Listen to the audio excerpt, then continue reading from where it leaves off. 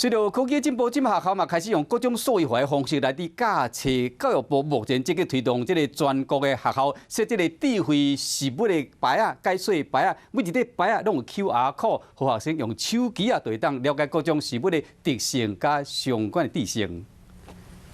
过去伫咧学校，便若是看到青粉的树啊，敢来当看介绍牌的熟悉。不过科技哪来哪进步，学生若是摕手机啊，或者平板扫描 QR code， 就当随知影实物的知识。扫描树解说牌上的 QR code， 这个 QR code 马上就会定位这棵树的位置，还有它的所有的背景资料。学生啊现场操作来读相关知识，智慧实物解说牌，互大家伫咧下课时间，唔来当伫咧学校耍，嘛能透过扫描解说牌啊、趣味方式来学习。现在有了这些名牌，可以让我更了解这些树木的种类。老师对智慧解说牌设计感觉真便利，唔来当省真侪时间找资料，用科技结合教育，互囡仔对学习有兴趣。